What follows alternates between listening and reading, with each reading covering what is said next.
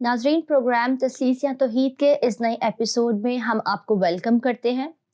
नाज़रीन, अब तक हम तस्लीस के हवाले से किसी न किसी मौजू को लेकर चलते आए हैं, जैसे कि बाइबल की तफसीर, उलमा की राय और दीगर मज़ाहिब का इल्म। आज इस प्रोग्राम में हम आपके सवालों के जवाब देंगे, या वो सवाल जो अक्सर तस्लीस के हवाले से उठाए जाते हैं। और आज भी हमारे साथ हैं भाई सुलेमान जॉन। भाई, हम आपको इस प्रोग्राम में वेलकम करते हैं। Thank you so much. जी भाई सुलेमान, जब भी हम तस्लीस के बारे में बात करते हैं, और गुज़िश्ता कुछ एपिसोड्स में हमने डिटेल से भी तस्लीस के बारे में बात की है, लेकिन जब हम खुदा बाप, खुदा बेटे और खुदा रूहुल कुद्स के बारे में बात करते हैं, तो सबसे पहला सवाल जो आज के लिए मैं आपसे करना चाहूँगी कि ये बात कैसे मुमकिन है कि तीन अलग अलग अशख़ास एक हों। बहुत बहुत शुक्रिया, और ये वाकई में बहुत बुनियादी सवाल है।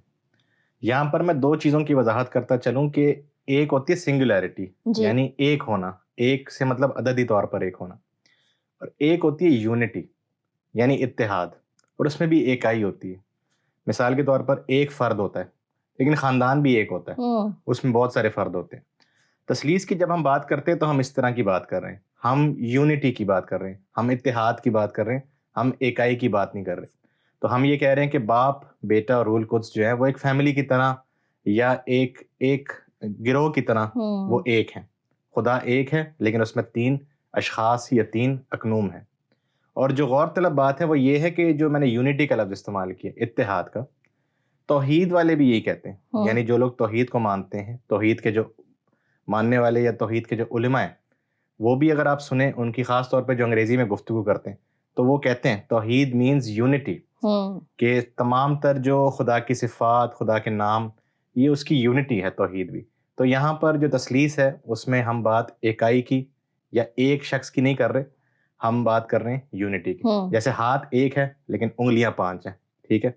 उसी तरह ख़ानदान एक है लेकिन फ़र्द बहुत से हैं। तो उसी तरह खुदा एक है लेकिन उसकी ज़ात में 3 अकनूम हैं और वो एक ही हैं। ठीक है, तो क्या खुदा बाप, खुदा बेटा और खुदा रूहुल कुद्स बराबर हैं? जी, अब ये से अगला सवाल आता है कि अब कि क्या इनकी हैसियत या क्या इनके जो स्टेटस है या क्या इनकी जो खसूसियात हैं वो बराबर हैं या नहीं। और ये सवाल सिर्फ आप समझें कि बाहर से नहीं होता, मसीहियत के अंदर ये 2000 साल से बहस चल रही है कि जो तस्लीस के 3 अकनूम हैं, या बाइबल मुकद्दस जिन 3 हस्तियों की बात करती है, खुदा बाप, जनाब मसीह और पाक रूह की, तो क्या ये बराबर हैं या क्या इनमें दर्जा बंदी? दर्जा बंदी नहीं है, ठीक है? हम क्लासिकली या बुनियादी तौर पर मसीही इलाहियात के रूह से हम ये कहते हैं कि अलूहियत, जहाँ तक अलूहियत का ताल्लुक है, ये तीनों एक हैं, तीनों अकनूम एक ही हैं। अब जो दर्जा बंदी हमें कभी कभी नजर आती है, मिसाल के तौर पे कभी कभी हमें लगता है कि जनाब मसीह जो हैं वो बाप से थोड़ा कमतर हैं, या जो रूहुल कुद्स है वो इन दोनों से कमतर है। तो वहां पर एक खास रोल की, यानी खास काम की बात हो रही। यानी अगर जनाब मसीह इस दुनिया में आए, उन्होंने इंजील की बशारत दी, उन्होंने तालीम दी, मौजज़े किए, और सलीब पर उन्होंने अपनी जान कुर्बान की, तो इसके लिए उन्होंने बाप के सामने अपने आप को ताबे कर दिया या पस्त कर दिया। तो वहां पर आपको एक दर्जा बंदी नजर आती है। अब ये वैसी दर्जा बंदी है, इसको हम आगे इसकी वजाहत करेंगे, कि जैसे मैं और मेरे वालिद हैं, अब हम इंसान हैं, हम इंसानियत में एक बराबर हैं, और किसी मुल्क के शहरी होने के हवाले से भी हम एक बराबर हैं। ऐसी बहुत सारी चीज़ें जिसमें हम बिल्कुल बराबर हैं, लेकिन ख़ानदान के अंदर जो हमारा किरदार है उसमें दर्जा बंदी है। यानी मैं हमेशा उनकी बात सुनूंगा, उन पे ये लाजिम नहीं है कि वो मेरी बात सुने, चाहे वो जितने बड़े भी हो जाएं, चाहे मैं जितना बड़ा भी हो जाऊं, लेकिन मुझे उनसे मदद लेनी है, सिर्फ इसलिए क्योंकि वो मेरे वालिद हैं। इसी तरह तस्लीस के अंदर एक कोऑपरेशन आप कह लें या एक टीम वर्क पाया जाता है। तो जो निजात का खुदा का मंसूबा है कि इंसानों को गुनाहों की दलदल से निकाला जाए, उसके लिए ये तीनों कोई ना कोई रोल लेते हैं अपने ऊपर, ठीक है? तो उसके अंदर फिर आपको ऐसा लगता है कि एक दूसरे को भेज रहा है या एक दूसरे के ताबे है, लेकिन बुनियादी तौर पर तीनों बराबर है।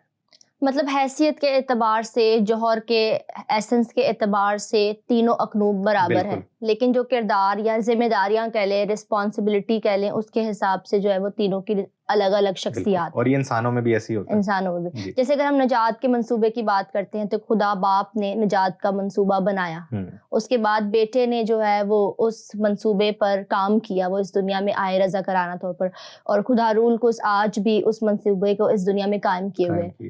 تو اسی لحاظ سے لیکن جب ہم بات کرتے ہیں کہ خدا باپ کو لقب دیا گیا باپ کا نا، تو ایسا لگتا ہے کہ یہ بالا تر ہے، کیونکہ جب آپ نے باپ اور بیٹے کی بھی مثال دی تو ایک خاندانی جو افراد ہوتے ہیں اس میں بھی باپ کو زیادہ حیثیت یا درجہ دیا جاتا ہے.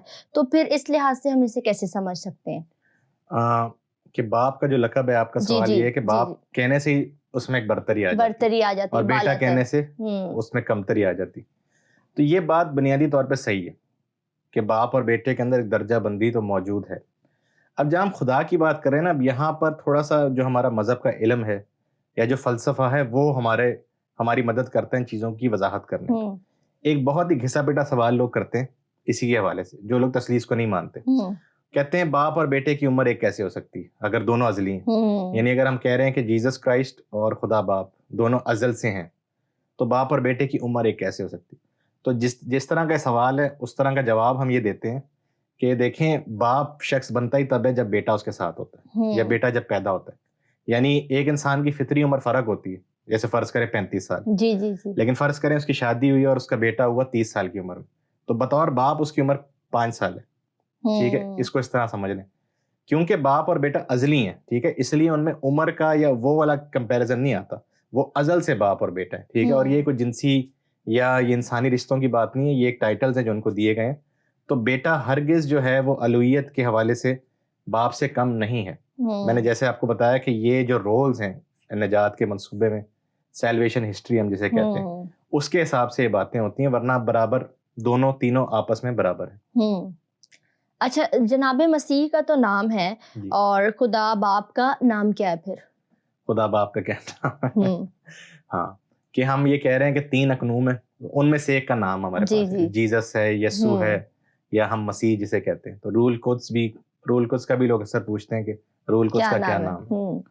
تو یہاں جو سیکھنے والی بات ہے وہ یہ ہے کہ یہ نام جو ہے، جیسا ہم نے پچھلے پروگرام میں ڈسکس بھی کیا، کہ جب خدا بیٹا یا خدا کا جو کلمہ ہے ازلی، جب وہ انسان بن کر اس دنیا میں آیا جسے ہم مجسم کہتے ہیں، تو اس مجسم شخص کا نام ایک تھا یسوع مسیح. ٹھیک ہے، جس طرح ہم باقی انسانوں کے نام ہوتے ہیں. لیکن یہاں جو لوگ بات مس کرتے ہیں وہ یہ کہ بائبل کے اندر خاص طور پہ جو یہودی مذہب ہے یا جو عبرانی سوچ ہے، اس کے اندر نام کا مطلب وہ نہیں ہوتا جو آپ کا نام ہے. جیسے میرا نام سلیمان ہے، نام کا مطلب ہوتا ہے آپ کا اختیار، آپ کی شخصیت. تو جب بھی خدا کے ناموں کی بات آتی ہے نا، وہاں پر خدا کی شخصیت اور اس کے اختیار کا ذکر آتا ہے. مثال کے طور پر ہم اکثر دیکھتے ہیں ہمارے معاشرے میں کہ جو گداگر ہیں، جو لوگ پیسے مانگتے ہیں، کہتے ہیں خدا کے نام پہ ہمیں کچھ دیں. اب خدا کا نام تو نہیں وہ لے رہے ہوتے، اس کا مطلب یہ ہوتا ہے کہ اس کے واسطے، جس خدا کو تم مانتے ہو، میں اس کی جو اختیار ہے تمہاری زندگی پر، اس کے واسطے مجھے تم کچھ پیسے دو. ٹھیک ہے، اسی لیے بائبل میں یہ بھی لکھا گیا ہے کہ بائبل جو بپتسمہ ہے، باپ بیٹے رول کو اس کے نام سے دیں. اس کا مطلب یہ نہیں کہ آپ ان کے نام گنے، اس کا مطلب یہ کہ ان کے اختیار سے یا ان کو سپرد آپ نے کرنا ہے اپنے آپ کو. ٹھیک ہے، تو یسوع مسیح بھی کہتا ہے کہ میں خدا کے نام سے بدروحیں نکالتا ہوں، یا آج ہم کہتے ہیں کہ یسوع کے نام سے جو ہے وہ بدروحیں بھاگ جاتی ہیں. تو وہ نام لینے سے کچھ نہیں ہوتا. اب کتنے لوگ ہیں اس دنیا میں جن کا نام جیزس ہے؟ آپ اسپین چلے جائیں، میکسیکن چلے جائیں، میکسیکو، تو وہاں پر ہیسوس جو ہے وہ جیزس کی ملتی جلتی ہے. اب انگلش کا جو لفظ ہے جوشوا جیزس ہے، یشوا، اور اردو میں ہم یشوا بھی کہتے ہیں. اب ان کا نام آپ لیں کسی بری روح کے سامنے، وہ تو نہیں بھاگیں گے. جب ہم جیزس کہتے ہیں، ٹھیک ہے، جب ہم یسوع مسیح یا جناب مسیح کہتے ہیں، تو وہ خاص ایک شخصیت کی بات ہو رہی ہے اور اس کے اختیار کی بات ہو رہی ہے. تو یہ ناموں کی بحث نہیں ہے، یہ ان تینوں کا ایک اختیار ہے جو پھر سے برابر ہے. اچھا، نام کا اپنے تعلق جو ہے وہ اختیار سے جی بتایا ہے، لیکن اس کا کردار سے بھی تعلق ہو سکتا ہے. جیسے خداوند یسوع مسیح کا نام جب اس نے کہا، جب فرشتے نے مریم کو پیغام دیا کہ اس کا نام یسوع رکھنا کیونکہ وہی اپنے لوگوں کو ان کے گناہوں سے نجات دے گا، بالکل. تو کیا اس کا تعلق کردار سے بھی ہے جو کچھ ہم کرتے ہیں؟ کیونکہ نام کا دیکھیں بائبل مقدس کے مطابق اگر ہم دیکھے جائے تھیولوجی کے مطابق تو نام کا اثر ہوتا ہے. اکثر لوگوں کا نام خدا نے چینج کیا، ساؤل کا، ہاں ٹھیک ہے، تو کیونکہ نام کا زندگی پر اثر ہوتا ہے. تو کیا نام کا تعلق جب اختیار کے ساتھ ہے تو ہماری ذات اور کردار سے بھی ہے؟ یہ بالکل آپ نے اچھی مثال کے ساتھ وضاحت کی کہ انسانوں میں بھی ایسا ہوتا ہے. جی. اب آپ نے بائبل میں سے کچھ مثالیں، جیسے صرف نام بدلنے کی بات نہیں، خدا جب کسی کا نام رکھتا ہے، جیسے آدم کا اس نے نام رکھا، پھر ہم کہتے ہیں کہ ابراہیم کا نام اس نے ابراہام یا ابراہیم کیا، اس کا مطلب ہے قوموں کا باپ. تو یہ اس کے لیے ایک پیش گوئی ثابت ہوئی کہ وہ بہت سی قوموں کا باپ ہے، اور آج بہت سی قومیں اس کو اپنا باپ گردانتی ہیں. تو نام کا تو اثر ہوتا ہے. اب اس میں ایسے ہی ہے، جیسے فرض کریں کہ کوئی شخص سے ہم کوئی ہیلپ لیتے ہیں کہ یار یہ میرا کام کروا دے، تو وہ جا کے بولتا ہے آپ میرا نام لے. فرض کریں اس بندے کا نام ہو سلیم، کہ میرا نام لے. اب اس کی بلا سے جو سامنے بندہ بیٹھا ہے کہ سلیم کون ہے، جب تک اس خاص شخص کی بات نہیں ہو رہی جس نے کوئی کام کیا ہے یا جس کا کوئی عہدہ ہے یا جو اختیار ہے، تو اس لیے جب خدا کا نام ہو یا مسیح کا نام ہو تو اس میں آپ صحیح کہہ رہی ہیں کہ اس شخص کے کردار کی اور اس کی جو اختیار ہے جو اس نے کیا ہے یہ اس کی بات ہو رہی ہے. اس لیے نام کی بحث نہیں ہے. اکثر لوگ یہ سوال کرتے ہیں، لیکن نام کا مطلب وہ نام نہیں جسے اسم کہتے ہیں. یہاں پر بات ہو رہی ہے اختیار کی. اچھا، جب ہم بات کرتے ہیں کہ خدا باپ، خدا بیٹا، خدا روح القدس برابر، کافی دیر سے ہم اسی پر گفتگو کر رہے ہیں، لیکن دیکھیں بات تو یہ کہ کلیسیا میں اگر ہم مشاہدہ کریں تو باپ کے بارے میں بھی ہم بہت جانتے ہیں، خدا باپ سے ہم دعا کرتے ہیں، یسوع کے نام پر ہم دعا کرتے ہیں. لیکن جو تیسرا اقنوم ہے روح القدس، وہ ایسے لگتا ہے، بظاہر ہے تو نہیں وہ پیچھے، لیکن بظاہر ایسا لگتا ہے کہ اسے ہم کم جانتے ہیں یا اسے ہم اتنی اہمیت نہیں دے پاتے جتنی ہم خدا باپ اور خدا بیٹے کو دیتے ہیں. تو اس کے پیچھے کیا ریزن ہے، کیا وجوہات آپ بیان کر سکتے ہیں؟ یہ اکثر ایسا ہوتا ہے واقعی میں کہ کسی نہ کسی ایک اقنوم کو نا پیچھے ہمیں ایسا لگتا ہے کہ اس کی بات نہیں ہو رہی. اس میں ترجیح کی بات ہے. اب اس کو چھوڑ دیں آپ تثلیث کو ایک منٹ کے لیے. ایسے مذاہب بھی جس میں تثلیث نہیں ہے، خدا کو ایک ہی مانتے ہیں، تو وہ لوگ بھی جو خدا کی صفات ہے نا ان میں سے کچھ پہ بہت زور دیتے ہیں، کچھ کو بالکل پیچھے چھوڑ دیتے ہیں. مثال کے طور پر اگر خدا کی ایک صفت ہے کہ وہ رحیم ہے، کچھ لوگ اس سے بہت زور دیتے ہیں، کہتے ہیں وہ رحیم ہے تو اس کا مطلب یہ ہے کہ ہمیں ہر شخص کے ساتھ رحم کرنا ہے، ہم نے معاشرے میں انصاف قائم کرنا ہے، ہم نے غصہ نہیں کرنا. ٹھیک ہے. کچھ لوگ جو وہ ہیں جو اس بات پر یقین رکھتے ہیں کہ خدا کی شریعت اس دنیا میں جنگ کے ذریعے نافذ کی جائے، وہ بھول جاتے ہیں خدا کا رحم. وہ پھر خدا کی ان جو صفات ہیں جس میں وہ بادشاہ ہے، جس میں وہ قہر کرنے والا ہے، جس میں وہ عادل اور منصف ہے، جس میں وہ خود جنگجو ہے، سپہ سالار ہے، وہ اس پہ فوکس کرتے ہیں. اسی طرح جیسے ہندو مذہب ہے جس میں ہم سمجھتے ہیں کہ بہت سے بھگوان یا بہت سے خداؤں کا تصور ہے، تو ان میں بھی آپ دیکھیں کہ ہر جو شخص ہے وہ ہر ایک کو برابر نہیں سمجھتا. وہ کسی کو زیادہ فوکس کرتا ہے، کسی پہ کم فوکس کرتا ہے. یہ عبادت کی بات ہے. تو کچھ چرچز میں واقعی میں آپ صحیح کہہ رہی ہیں کہ ایسا لگتا ہے کہ روح القدس کی بات ہی نہیں ہو رہی، روح القدس کے اوپر فوکس ہی نہیں کیا جا رہا. اسی طرح کچھ چرچز ایسے بھی ہیں جہاں پہ صرف روح القدس کی بات ہوتی ہے اور خدا باپ اور بیٹے کی اتنا فوکس نہیں ہوتا. اب یہ ہے کہ ہماری ترجیحات کیا ہیں، ہماری ڈینومینیشن یا جسے ہم مسلک کہتے ہیں وہ کیا ہیں. مثال کے طور پر اگر پینتی کوسٹل چرچ ہے یا کیرسمیٹک کوئی چرچ ہے تو وہ روح القدس کے اوپر بہت زور دیتے ہیں. ایگزیکٹلی. لیکن جو ان کے ساتھ بحث کرتے ہیں، جیسے آپ سمجھ لیں نان ڈینومینیشنل یا جو بیپٹسٹ چرچ ہے، جو کٹر پروٹیسٹنٹ چرچز ہیں، وہ پھر ان کی ضد میں بالکل روح القدس کی بات نہیں کرتے. وہ کہتے ہیں سب کچھ بائبل مقدس ہے یا سب کچھ جو ہے وہ خدا باپ ہے. اور اسی طرح ہم نے جب بدعتوں کی بات کی تھی تو جو اونلی جیزس ہیں، اب وہ صرف جناب مسیح پہ فوکس کرتے ہیں کہ وہ تینوں اقنوم الگ الگ ہیں ہی نہیں، وہ ایک ہی ہے، تو اس میں مسیح پہ وہ زیادہ فوکس کرتے ہیں. تو اس کا تعلق بائبل کی تفسیر سے بھی نہیں ہے، اس کا تعلق آپ کی خاص جو ترجیحات ہیں، آپ کس کو زیادہ ترجیح دیتے ہیں اپنی عبادت میں، اپنی الہیات میں. تو یہ فرق اس لیے پیدا ہوتا ہے. ورنہ بنیادی طور پہ آپ نے صحیح کہا، تعلیم کے حوالے سے اور عقیدے کے حوالے سے ان تینوں میں کوئی فرق نہیں. جی ٹھیک ہے، آپ کی بات بالکل جو ہے وہ قابل قبول ہے. ہم بات کر رہے ہیں ان اقنوم کی برابری کی اور ایک ہونے کی. آپ نے لفظ یونٹی کا، اتحاد کا بھی استعمال کیا. تو جب ہم بائبل مقدس کا مطالعہ کرتے ہیں خصوصاً گاسپلس کا، تو اس میں خداوند یسوع مسیح جناب مسیح جو ہے وہ باپ سے دعا کرتے ہوئے نظر آتے ہیں. خاص کچھ دعائیں ہیں جیسے یوحنا 17 باب میں، تو اس میں وہ اے باپ کر کے جو ہے وہ پکارتے ہیں نا. تو جب خداوند یسوع مسیح کی زمینی زندگی پر ہم فوکس کرتے ہیں تو کئی دفعہ خداوند یسوع مسیح نے باپ سے دعا کی. تو اگر باپ اور بیٹا ایک ہیں تو مسیح نے جو ہے وہ اپنے آپ سے کیوں نہیں دعا کی؟ وہ خود بھی جب خدا ہیں تو پھر باپ سے کیوں دعا کی؟ یہ بھی ایک اچھا سوال ہے. میں نے نا ایک دفعہ ایک فیس بک پہ پوسٹ دیکھی، تنزیہ کسی نے بنائی ہوئی تھی. اب وہی ہے تنزیہ، اسی تثلیث کے اسی پوائنٹ کو ہٹ کرنے کے لیے کہ یسوع مسیح اپنے آپ سے دعا کر رہا. تو وہ مذاق اڑانے کے لیے کہ یہ دیکھیں کیسا ان کا عقیدہ ہے کہ جس میں خدا جو ہے وہ اپنے آپ سے مخاطب. اب اس سوال کے جو ہے نا میں 2 حصے کرنا چاہوں گا. پہلا یہ ہے کہ یہ پھر وہی بات ہے کہ تثلیث کے جو اقنوم ہے وہ برابر ہیں یا نہیں، اور دوسرا یہ ہے کہ جناب مسیح نے دعا کی کیوں اگر وہ خود خدا ہیں. پہلی بات پھر سے وہی ہے کہ ہم جس درجہ بندی کی بات کر رہے ہیں وہ اس لیے ہے کیونکہ جناب مسیح نے ایک خاص رول، ایک خاص کردار، ایک خاص ذمہ داری اپنے اوپر لی، اور وہ یہ تھی کہ انہوں نے دنیا کا مسیحا بننا تھا. اس لیے وہ انسان بن کر اس دنیا میں آئے.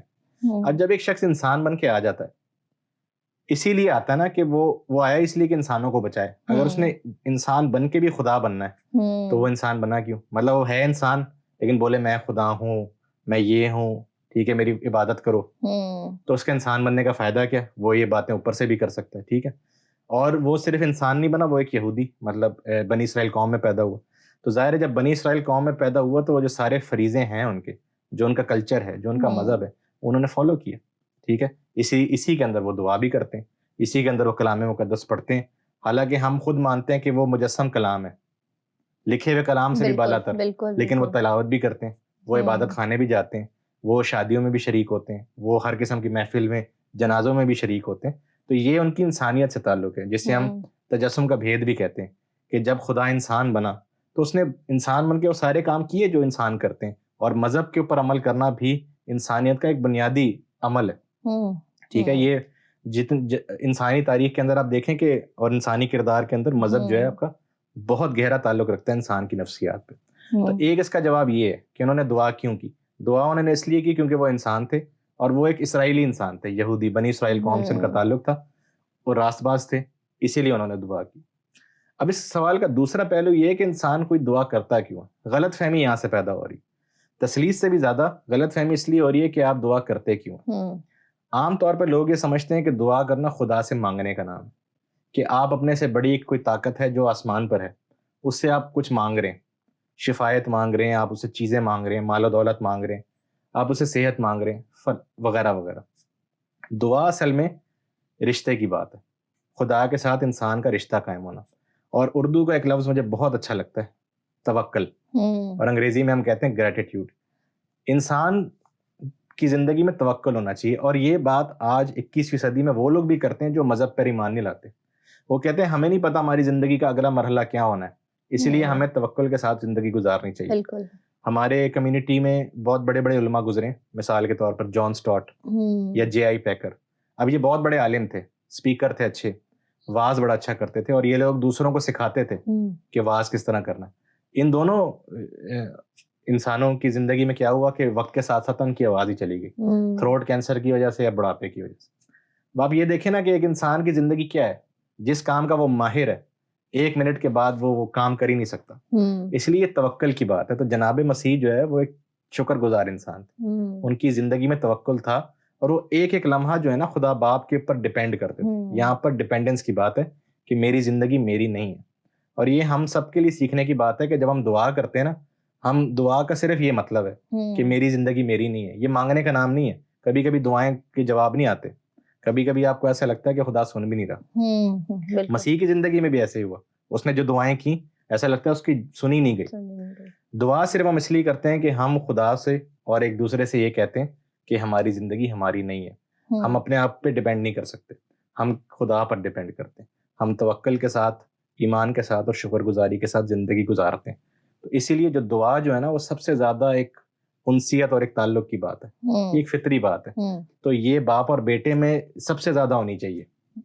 جناب مسیح خدا بھی ہے نا، خدا بیٹا، تو خدا باپ سے گفتگو کرے گا وہ، کیونکہ وہ ایک دوسرے کا ان کے ساتھ تعلق ہے. اور یہ ہر انسان کے لیے بھی ایک مثال ہے کہ کس طرح وہ اپنی دعائیہ زندگی میں خدا کے اوپر بھروسہ رکھ کے اپنی زندگی گزار سکتے ہیں. آپ نے یہ بات کی ہے کہ جناب مسیح بحیثیت انسان خدا پر ڈپینڈ کرتے تھے, ٹھیک ہے, تو پھر باپ اور بیٹا کیسے برابر ہو سکتے ہیں؟ آپ نے پہلے بھی اگرچہ اس بات کا ذکر کر چکے ہیں کہ عام طور پر لوگ بڑا فضول سا سوال کرتے ہیں کہ باپ اور بیٹے کی عمر جو ہے وہ ایک کیسے ہو سکتی ہے, لیکن پھر جب ہم یہ بات بھی کرتے ہیں, ایک طرف ہم برابری کی بات بھی کریں, ایک طرف ہم یہ بھی کہہ رہے ہیں کہ بشریت کے دنوں میں خداوند یسوع مسیح ہے وہ اپنے باپ پر ڈپینڈ کرتے تھے, تو پھر برابری کیسے ہو سکتی ہے؟ ہاں, اب پھر سے میں نا انسانی رشتوں کی بات اس میں لاؤں گا مثال کے طور پہ صرف, کیونکہ ہم انسانی رشتوں کو خدا سے کمپیئر نہیں کر سکتے, لیکن یہ اکثر لوگ سوال کرتے بھی ہیں. دیکھیں یہاں پر نا ڈیپینڈنس کا مطلب ہرگز یہ نہیں ہوتا کہ آپ میں کوئی کمی ہے. اب دیکھیں ہمارے دور میں لوگوں نے جانور پالے ہیں گھر میں, ٹھیک ہے, طوطا, بلی, اور ان کے ساتھ ان کی محبت ہوتی ہے. ایک طرح سے وہ ان پہ ڈیپینڈ کر رہے ہوتے ہیں اپنی خوشی کے لیے, لیکن وہ کیا ہے؟ جانور. ٹھیک ہے, یہاں تو پھر بھی ہم باپ اور بیٹے کی بات کر رہے ہیں, اور جتنا بیٹا اپنے باپ پر ڈیپینڈ کرتا ہے اتنا والدین بھی اپنے بچوں پر کرتے ہیں. یہ ہم انسانی معاشروں میں, انسانی خاندان میں دیکھتے ہیں. اب جہاں تک تثلیث کی بات ہے, اس میں ایک بنیادی بات جاننا بہت ضروری ہے جو ہم نے شوز میں ڈسکس بھی کی ہے. وہ یہ ہے کہ تثلیث کا جو عقیدہ ہے نا, وہ اس بات کو سب سے زیادہ پروف کرتا ہے کہ خدا کی اپنی ذات کے اندر وائلنس یا جھگڑا یا عہدے داری یا کرسی کی جو لڑائی ہوتی ہے وہ خدا کے اندر موجود نہیں ہے. اکثر کچھ لوگ یہ الزام لگاتے ہیں یا سوال کرتے ہیں توحید کے ماننے والے کہ اگر خدا ایک سے زیادہ ہوں, اگر ہم ایک سے زیادہ مان لیں تو ان میں لڑائی ہو جائے گی. اور بہت سارے پرانے مذاہب میں ہمیں ایسا لگتا ہے, ٹھیک ہے, کہ اگر وہ بجلی کا خدا ہے تو وہ زمین کے خدا سے لڑ پڑا ہے, ٹھیک ہے, اگر وہ زراعت کا خدا ہے تو وہ بارش کے خدا سے لڑ پڑا ہے. یہ ان کی پرانی کہانیوں میں ہمیں ملتا ہے. تثلیث اس بات کا جواب ہے کہ خدا کی ذات کے اندر یہ جھگڑا نہیں پایا جاتا.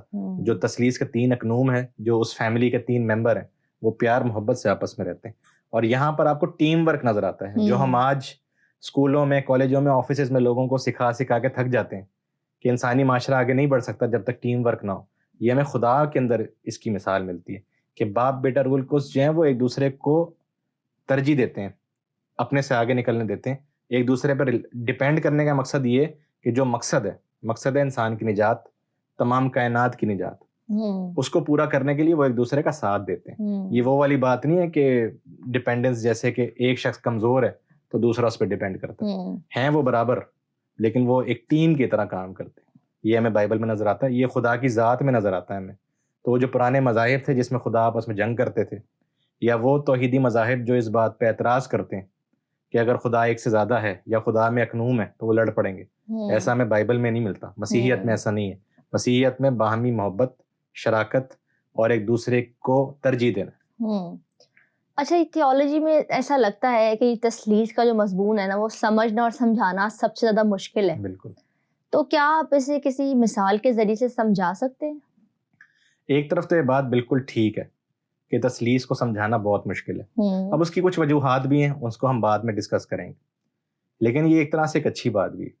سی ایس لوئس کی کوٹیشن ہے کہ اگر ہم, سی ایس لوئس جو آپ کو پتہ ہے برٹش رائٹر تھے اور ایتھیسٹ تھے وہ, اور پھر وہ کرسچن ہوئے تھے. ان کا ایک بڑا مشہور قول ہے کہ اگر ہم خدا بنا رہے ہوتے خود تو ہم تھوڑا آسان بناتے. تثلیث کو سمجھانا مشکل ہے, اس سے اپنے آپ ثابت ہوتا ہے کہ یہ ہم نے گڑھا نہیں ہے عقیدہ. کیونکہ اگر ہم گڑھ رہے ہوتے صرف لوگوں کو اٹریکٹ کرنے کے لیے تو اس کو ہم اور آسان بناتے.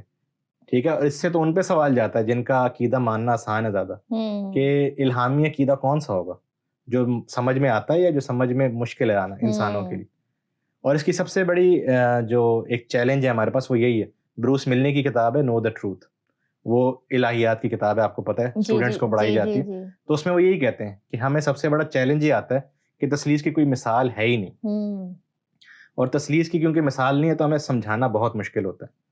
اور توحید کی جہاں تک بات ہے, اب میں تھوڑا سا کمپیریزن کروں گا کہ جو توحید کی لوگ تعبیر کرتے ہیں نا, اور جو عربی کا لفظ ہے احد, علماء کہتے ہیں کہ اس کا مطلب ایک نہیں ہوتا, صرف ایک.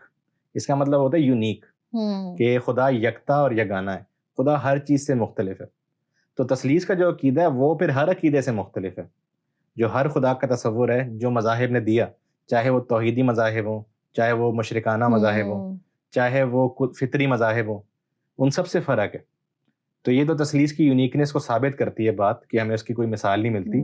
تو خدا ہے ہی لاسانی، خدا ہے ہی تمام مثالوں سے پاک، اور جتنی بھی مثالیں دی جاتی ہیں وہ کم پڑ جاتی ہیں، وہ پوری طرح سے تثلیث کو سمجھا نہیں پاتی. تو اگر مثالیں نہیں ہیں تو اس میں اپنے آپ میں لوگوں کو سمجھنا چاہیے کہ یہ عقیدے میں سچائی موجود ہے، ورنہ ہم اس کو بڑی آسانی سے سمجھا سکتے. لیکن میرے خیال سے بائبل میں کچھ انسانی رشتوں کے ذریعے سے ہم تثلیث کو سمجھ سکتے ہیں. جی اس کا ہاں بالکل. اب یہ بنیادی بات ہے کہ خدا لاسانی ہے. جی جی. خدا منفرد ہے ہر چیز سے، تمام بنائی ہوئی چیزوں سے خدا منفرد ہے، اور تثلیث جو ہے وہ یونیک ایک عقیدہ یا ایک یونیک کانسیپٹ ہے. لیکن اس کا یہ مطلب نہیں ہے کہ ہم اس کو سمجھانے کی کوشش نہیں کر سکتے. اب بہت سے نمونے یا ماڈلز ہمیں ملتے ہیں، بہت سی مثالیں ہمیں ملتی ہیں، اور بائبل مقدس میں ہی ملتی ہیں، جس سے ہم یہ سیکھ سکیں کہ تثلیث کا بھید اصل میں کیا ہے. اور یہاں پر میں پولس رسول کے جو خطوط ہیں ان کا میں حوالہ دینا چاہوں گا ناظرین کے لیے. پہلا کرنتھیوں اس کا 11واں باب، اور افسیوں اس کا 5واں باب. اب یہ دونوں ایسے ابواب ہیں، یہ دونوں ایسے خطوط ہیں جہاں پر مسیحی آدمی اور عورت، خاص طور پر شوہر اور بیوی، ان کے حقوق اور فرائض بیان کیے گئے. ان دونوں ابواب کے اندر، پہلا کرنتھیوں 11واں باب اور افسیوں 5واں باب، ان دونوں کے اندر میاں بیوی کا رشتہ بیان کرتے ہوئے پولس رسول تثلیث کا حوالہ دیتے ہیں. 11ویں باب میں وہ کہتے ہیں کہ جس طرح خدا مسیح کا سر ہے اسی طرح شوہر بیوی کا سر ہے.